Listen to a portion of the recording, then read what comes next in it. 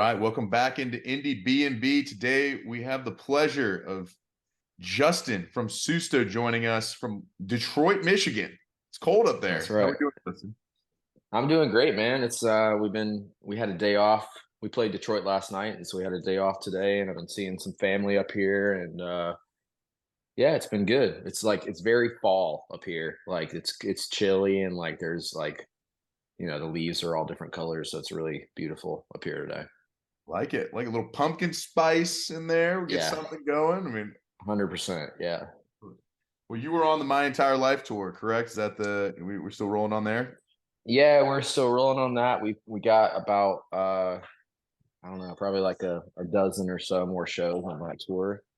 um, and I'm just we're having a blast. We sort of already did like Texas and the West, and now we're sort of in the Midwest, and then we're gonna finish out on the East Coast and call it a year pretty soon. But it's been a lot of fun. Love it. I love it. Well, I got the pleasure of coming to see you when you had Easy Honey open up for you here in Atlanta. Uh, Mm. so got to experience the My Entire Life tour, and it was epic. So anybody who's in those remaining cities, I encourage you to go buy some tickets, check them out live. Anytime you get an opportunity like that, it's a good one. So um, enjoyed that show for sure. Yeah, that was cool. I love those guys in Easy Honey. That's a Charleston band that we really love. They actually have their own guitar pedal that they gave us one that night. And our pedal steel player's been using it every night on tour too. It's pretty sweet, but it's like the ultimate like merch for bands. It's like, oh, you have your own guitar pedal. Like we got to work on that. But Like it. I like it. Well, we'll hop in here. I mean, I want to talk through. Obviously you released a new album. You mentioned a city in one of the songs, and this it's going to be our song spotlight. Hyperbolic Jesus. You talk Mhm. about Macon, Georgia. Both of us are Mercer grads. We spent a lot of time there, Oh, nice, very so cool. we Yeah, Yeah, love to crazy know. nights in Macon, Georgia. we've we've had our fair share of crazy nights in Macon, Yeah, Georgia. Yeah, So I bet. Me too. Maybe not as many as y'all, but but within the song spotlight, we like to just understand, from soup to nuts, kind of get a glimpse in your creative process, what that looks like, and how you created that song. Do you start lyrics first? So take us through that. oh man, well, like that song. I mean, I'm not going to go into too much detail. I hope that's all right. But because it's, I mean, the song is like sort of a narrative that like I gradually constructed over the course of several years. And trying to tell a story, like not like a specific story, but a story that kind of pulls on a bunch of different experiences, a bunch of like different sort of vibes, and honestly, melodically and just like sonically, like and even lyrically, like I started that song and it was about something completely different. It was like about I was like it started out being the song to my brother. It was very serious, like when like he's religious and I'm not, and I was like, so what? I don't believe in Jesus, but I know he was a pretty good guy. But then I was like, that I started. Then honestly, I had that part, and then my friends, this band, the Cordovas, which are like one of my favorites, they, they were interested in doing some co-writing, and they were like, "Hey, send me any ideas." And so I was leaving the studio from working on like probably like our third record at the time or something, like before Hyperbolic Jesus ever became like a song or a Susto song. Um, And I sat in my car before I went inside the house, and I was like, "Let me see if I can make something up for them." And I was just like, I just honestly, that bridge was just like came out like I pressed record on my phone and melody, lyrics, and everything, which is like crazy nights in Macon, Georgia, making love in a swimming pool, like. And I sent it to them, and I was like, okay, cool, maybe they'll use that or something. And they never did. They just for whatever reason, like it was just a piece of a song anyway. And so I was like, I was going back to that, like, so what, I don't believe in Jesus, sort of like playful melody thing. And and then like eventually started messing around with that and like talk. I got to like, I was joking like one day, just like making this like fly if you gotta fly, there's deeding in the sky, just like sort of being funny at the house. And then I sort of was like, okay, well, maybe this is like a conversation between two people, right? And I was like, just like, I don't know, just like drawing on a variety of my different experiences like I've had as a human being, as a touring musician, meeting people, like, having relationships with people and stuff. And like, and being this sort of transience, but then like having these people like that stick out, that like you maintain relationships with, and they like sort of impart wisdom on you and stuff. And like, so I was sort of like creating this relationship between like someone who was in a similar position to where like I had been in my life, like, going in and playing a bar, like maybe you played it so many times, like, the bartenders or whatever, like you have, maybe you have a thing with one of them or something like that. Like, and this is like, it's just, I tried to create these two characters, and there's like this other character is like the person, I don't know. And so the specifics just sort of started appearing almost like this. Like I usually write autobiographically. So honestly, this is like, uh, was a little bit of an exercise because it wasn't strictly that, it was informed by my own experiences and stuff. But like, and I just sort of, it was fun. It was like creating this like little loving, but, still trying to figure it out dialogue between these two people, in a very specific place. It's like for some reason I kept like thinking about the hummingbird in Macon, and Yes. like, and just like thinking about like that's the sort of center of where this story starts, like, um but yeah, so and I love that song. It's probably one of my favorite songs to play live every night because it's just like it does. I'm really happy with the way the story sort of came together, and also musically, it's really fun. I just love any of the songs where I kind of like write the guitar riff. Like for me, it's like a little bit more fun to play because I'm just like, "Bah, bah, nah, bah, bah." It's like because the groove is sort of intrinsic. I don't have to find it or catch it. Um, so yeah, I love that tune a lot, and it was fun to just like also look back and see like that song really sort of took years to evolve into what it was. But yeah, so I think that's what I got on that one. So I love it. I love it. Well, you know, you have a lot of narrative. It sounds like in some of you mentioned autobiographical, like some of your other songs, your friends, lovers, all those other yeah. ones. Like that one is one of my favorites as well. Like, is that something you always are trying to do in a lot of your music? Is have that narrative and have kind of tell a story, or is it are there some where you do, some where you don't, and you're just like, hey, I'm just having a good time, and we're gonna write something that's not necessarily a novel, but Right. what's it look like? I think it definitely sort of varies.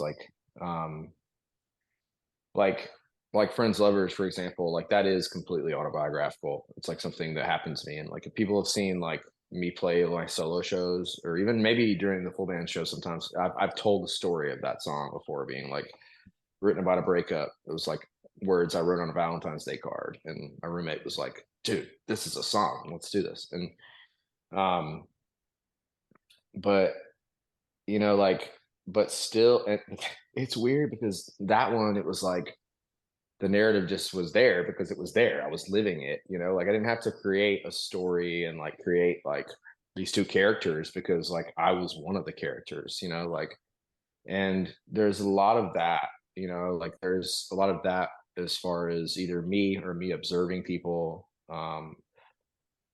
I'd say even to an extent, like in the co-writing within the band, like so our guitar player Johnny Delaware, he does some of the writing as well, especially some of the earlier writing. And like a song like Mystery Man, like is like, he started had a bulk of that song. Then like I sort of like saw the story of it and really helped, I think, tie the story together in that song.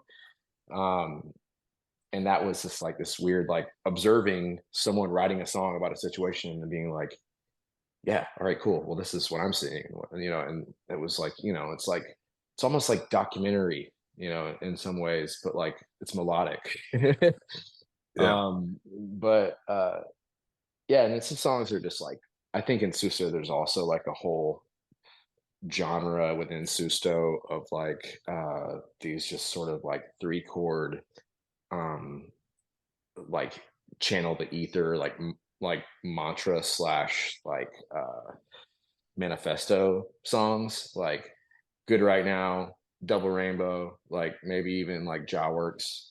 Uh there's this sort of like just like came from and really are just like, channeling the ether, just like, you know, getting stoned, drinking a coffee or something, or sitting around with the band or something, just basically just pressing record and being like, what's going to come out. And for the most part, those songs like lyrically are exactly the same as they were when they first sort of just like came off the dome, And so I don't know, the writing process really varies a lot in Susto. And I think like the lyrical sort of approach does too, because like, yeah, sometimes it's like I'm trying to tell a specific thing that happened in my life, something I'm trying to sort of get off my chest.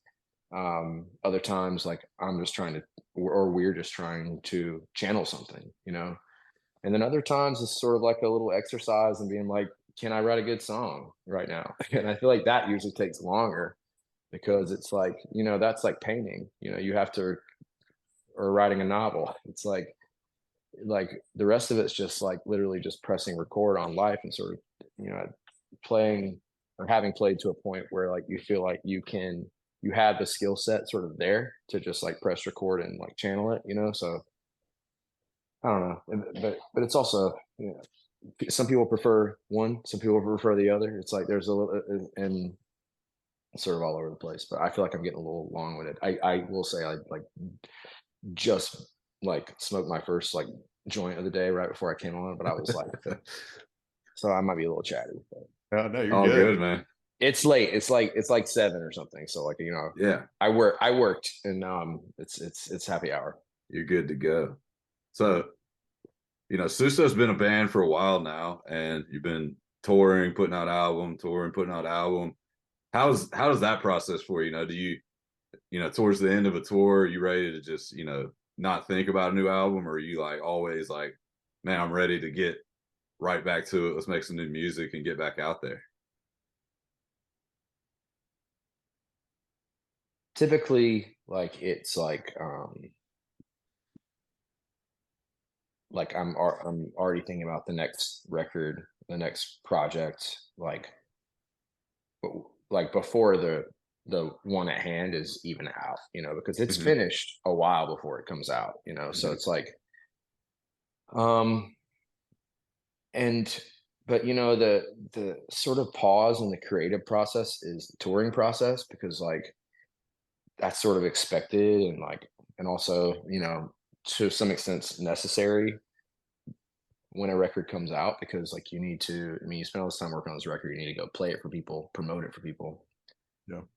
And and so like especially like this, I mean, in the past there's like it's been sort of easier to just like jump back into the recording and stuff and the writing, and it's always been sort of just like even as we start touring, like when we have time off or even time extended time like on the road, like in one city or something, like we get into a studio and we start working.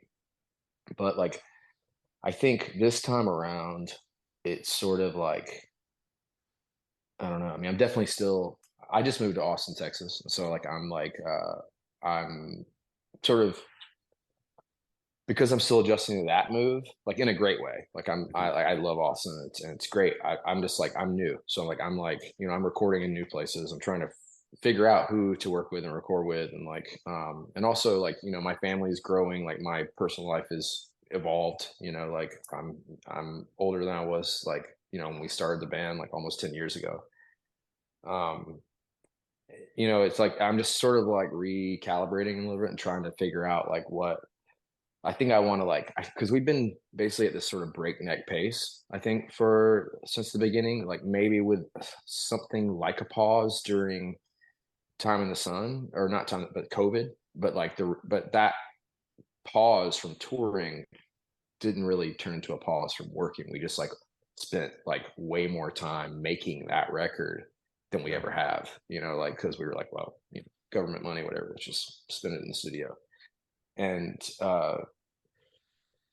but like now, like I like, the whole cycle of like recording a record, touring on it for a year, then like sort of then continuing to tour kind of for like another year, but not as much, but and also record in between. It's just like so much.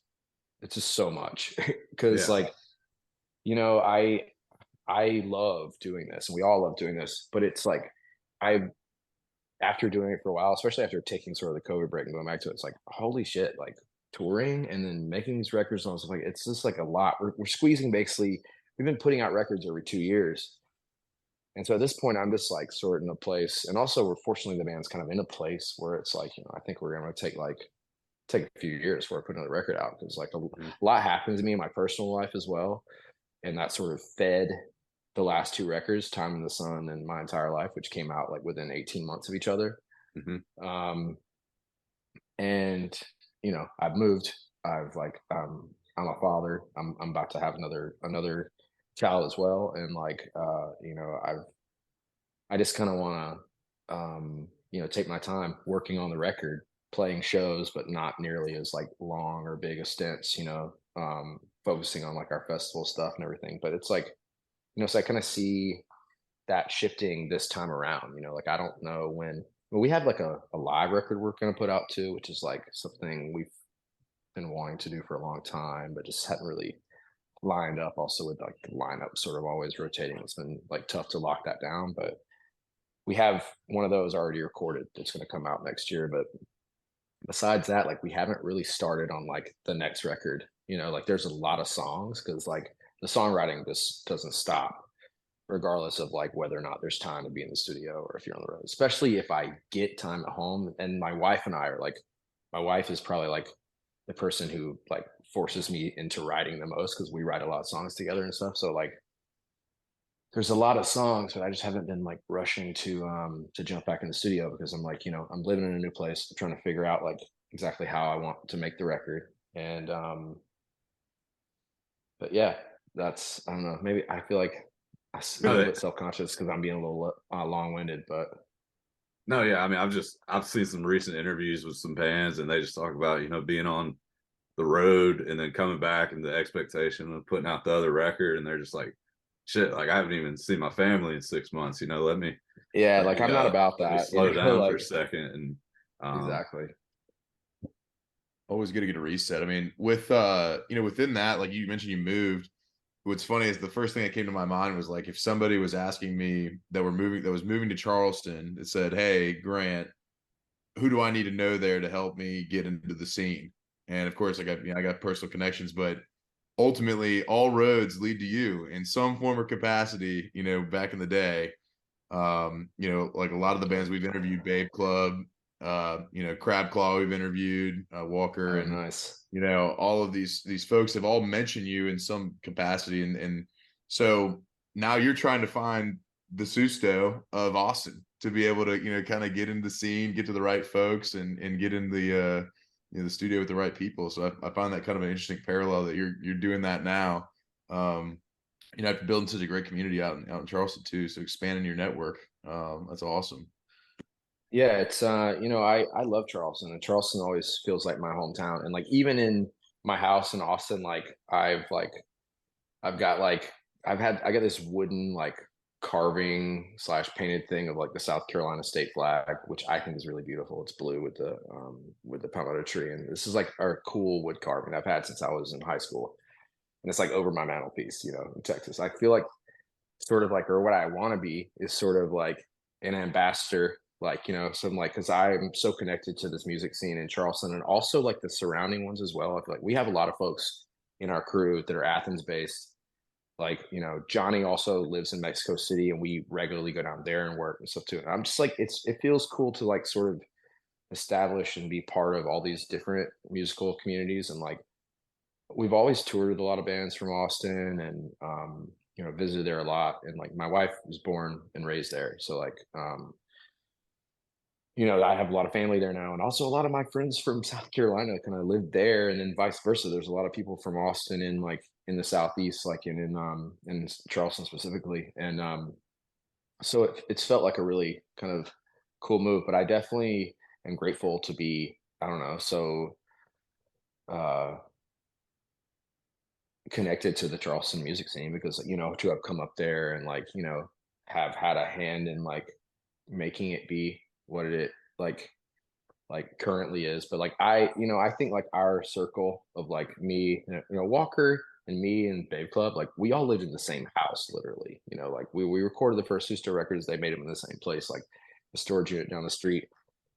And like, but there's a lot more to the Charleston scene. There's a lot of bands, and there was a lot of bands even when we started. And it's like we sort of just became plugged in to the broader Charleston music scene, and I don't know, it's just a very happening music place, and I think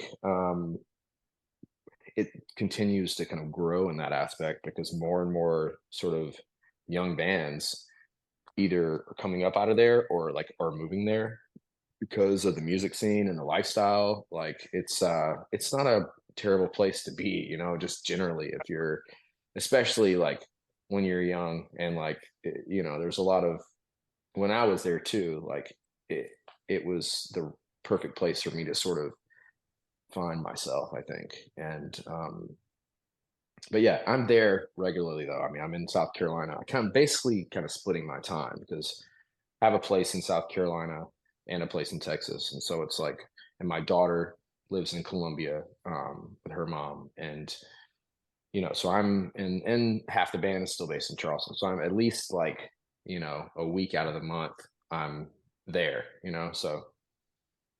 So good. We're not the Charleston's, you're extending yourself. Yeah, exactly.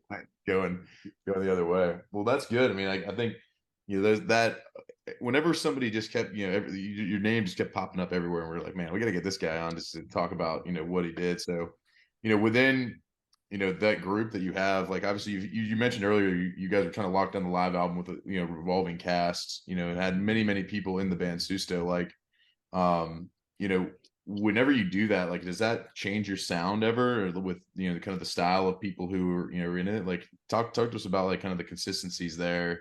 Obviously Johnny's been in the band for a while, but anybody else who's kind of moved on and left and gone, come back. And Yeah, honestly, dude, it changes the vibe a ton. Like, and it has changed a ton. Like the most consistent member, other than myself, obviously, like has been my drummer, Marshall. Like Marshall wasn't like, I don't know. I would consider him like a founding member of the band. Like he didn't make the first record with us, but like he lived in our neighborhood and like started hearing the record before we were even playing outside of Charleston really, and joined the band like really early on and has been in the band uninterrupted since then.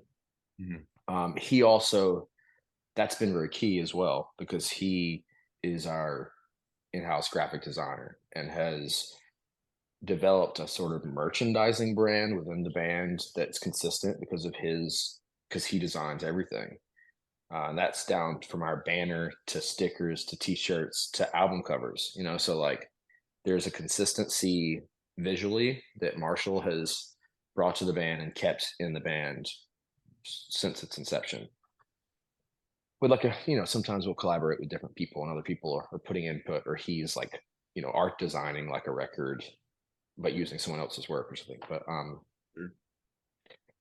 and then Johnny, it's a lot of the same. There was a time Johnny was there for the making of pretty much all the first record, definitely all the second record, and was touring up until like when the second record came out, and that was like Corey and Jenna from Babe Club had been in the band as well. And but Johnny was a solo artist from the beginning. Like when we met, we were living in the same house that I'm telling you about, like that. It's actually this house right here that like Crab Claw and Babe Club and Susto and many other bands lived in. And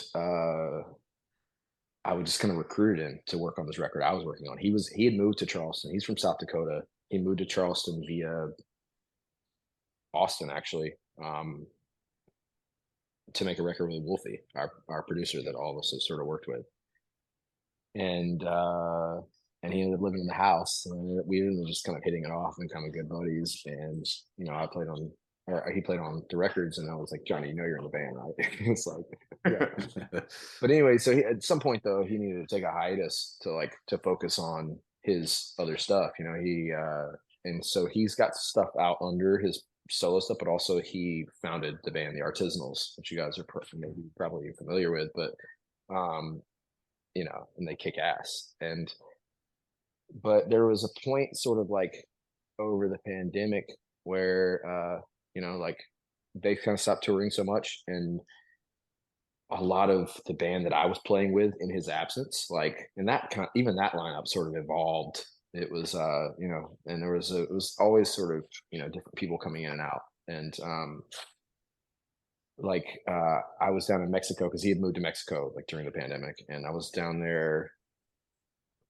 I think actually the first time I went down there, it was to like record with him, because we kept working together in the studio, but he just he was pursuing his other stuff, so he was like not touring with us. But I went down there.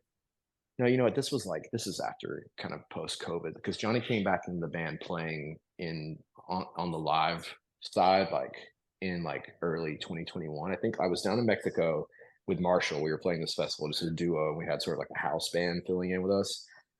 And we like our guitar player, our bass player, like our like this like a supplemental player, and our tour manager had all like been like, we were going to start picking up touring in like after post COVID and everything. We'd all kind of made time in the sun together, but then like people were like, looking at their lives like, do I really want to get out for this long ass fucking tour? And they were sort of backing out one by one. And it was like, I'm still in a great place with all those people. That's the one thing I feel fortunate about, is like everyone who has played in SUSTO, it's like the coming in and out. It's like, to me, it's like, yeah, I get that. Like, right. Like, I appreciate you helping do this thing, but when it works for you and when it doesn't work for you, like, in and out, that's fine. And also like, I'm going to try and communicate that to you as well. And like, it's, if we're shifting or whatever.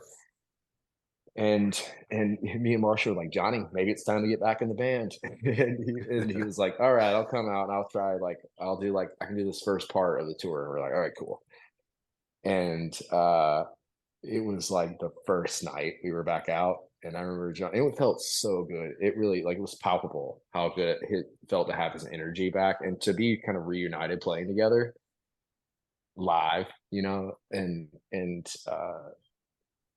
I remember him being like, brother, feeling pretty good. And he was like, and so he came back on and stayed on since then. He brought his keys player from the Artisanals, Ian Klin, who's an Atlanta guy, in for a stint as well. Ian's not currently playing with us on tour because he also plays with Dylan LeBlanc a good bit. He's on tour in Europe with Dylan right now. And yeah, and we have that's also our bass players have sort of changed a good bit. We have like a pretty steady bass player, Kevin Early, who's a Charleston guy that played with us like early on, but then he's playing he's playing in Hannah Wickland's band.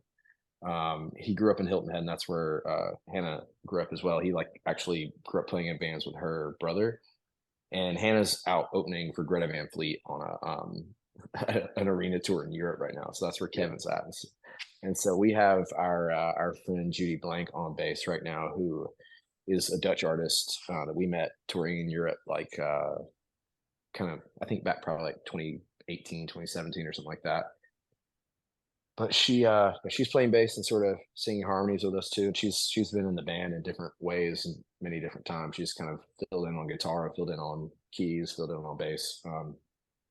And we have in Ian's absence, we have Noah James right now from Charleston, who is like he kind of got in playing at the studio where Wolfie makes the records, and that's sort of Wolfie suggested him. He's been great.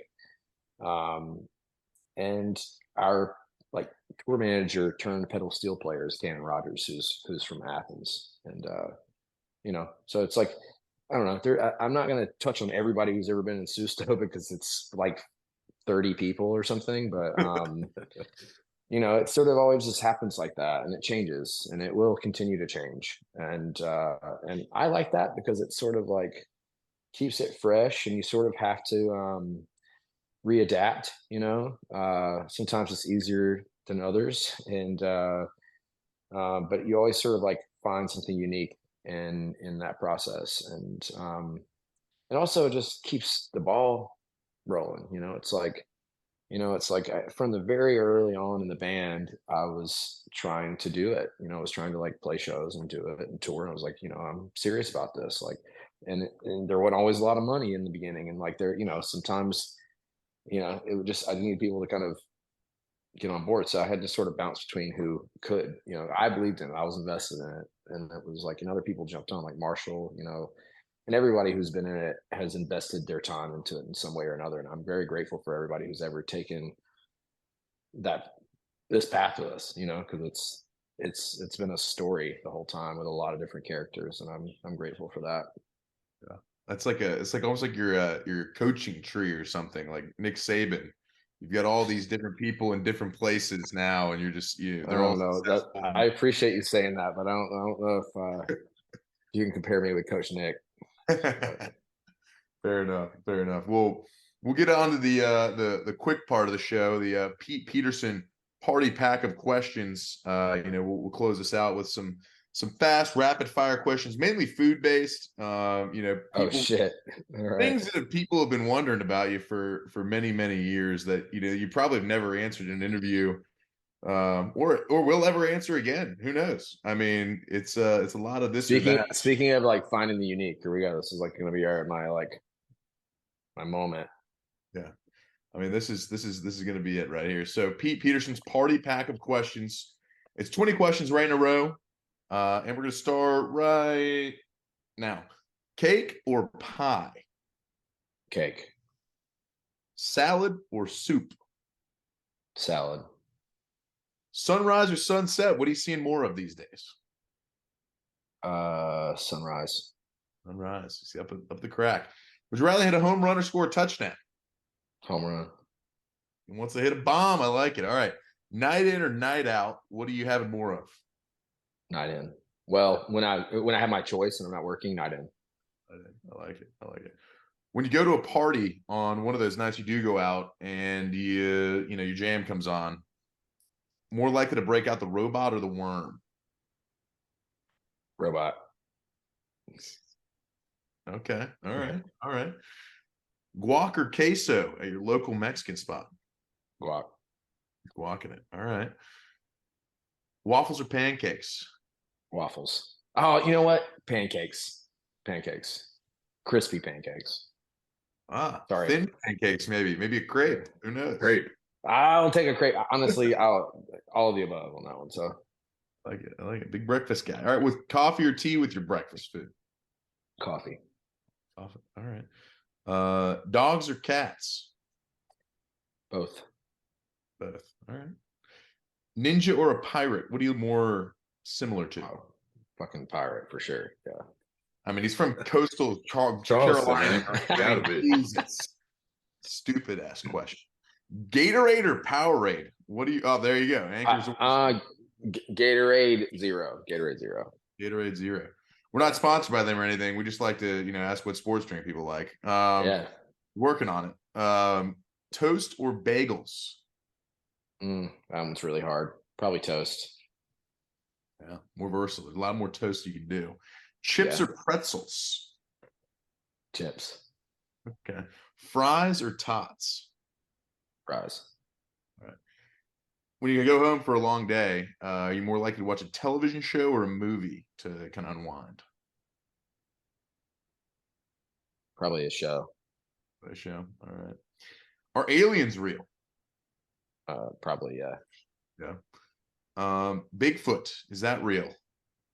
I could see that, yeah. Okay. Yeah. Is love at first sight real? Yeah. Well, depends on what We your gotta definition believe of love her. is, but yeah. We gotta believe her. Not many believe. Justin, we're glad that you believe. And I believe in it. finally, who are two bands that we might not know that we ought to check out that you want to put on? All right. Well, And okay. you can do more than two if you want to. All right. Well, I'm gonna shout out my homies Holler Choir. They're from Asheville, and I was living there briefly between Charleston and Austin for about 18 months. They kick ass. And also, I'm about to do a tour with them, and we're doing like Suso String Band, where they're like the string band because they're a bluegrass kind of band, like where they're the band, and we just do Suso songs. But their record is coming out in January. They got 2 singles out. It's really good. Holler Choir, Asheville, and then I would say honestly, this band we're on tour with right now, they're from Detroit. Sorry, y'all. I've been drinking Modelo, so I'm burping like a motherfucker now. But they're from Detroit. They live in Nashville now, and they're called Brother Elsie. Uh, it's like 3 brothers, and they're a really close buddy who they call their brother, who's their drummer. And the band's like named after, I think, their granddad, whose name was Elsie. But like, or maybe he had a brother named Elsie. I think that's what it was. It was their granddad's brother. I don't know. You have to ask them. But anyway, check them out because they're great. They've also got like a couple singles out from a new record that's coming out soon. And I actually co-wrote a song on that record with them. But they're great. I love them. Like they've been crushing it out here every night. And yeah, so that would be it for me. Holler Choir and Brother Elsie, I think. I love it. I love it. We got some varied bands, different places, some Detroiters. Yeah, man. Get some of those folks in here in the mix. So Howler Choir, and Holler. Yeah, Like out of the holler. Exactly. Like out of the holler. Yeah, All right. yeah. Holler They're Choir. they're from Appalachia, so you know they're like Yeah, they're out of the holler, man. yeah. I didn't get I couldn't get my accent on there. It's all right. I'm wearing a Howler Brothers hat, so shout out to them too, though, which is Howler Holler. You know, I think that was where our confusion was. So I love it. And then Brother Elsie from Brother Elsie from Detroit, currently residing in Nashville, fighting out of Nashville. Yes, fighting out of Nashville. Exactly. There it is. Right. Let's go. Well, Justin, thank you so much for making time for us today. You know, always a pleasure to catch up with an awesome artist like yourself. Check out Susto. Dates coming up in Boston, New York, everywhere else in the Northeast. Check out his album, My Entire Life Tour, and support him. Come out there. It's I've seen the show. It's a great show. You're gonna love it. I went on a Friday in Atlanta, and it was an electric factory. There you go. And you know what, too? Like coming up, there's a little bit of versatility too, because we're doing the full band stuff, and then like I said, we're doing this like Susto string band thing in December as well. So any folks close or in the Carolinas, like that'll be fun too. So thank you guys for having me on, Grant, Tosh.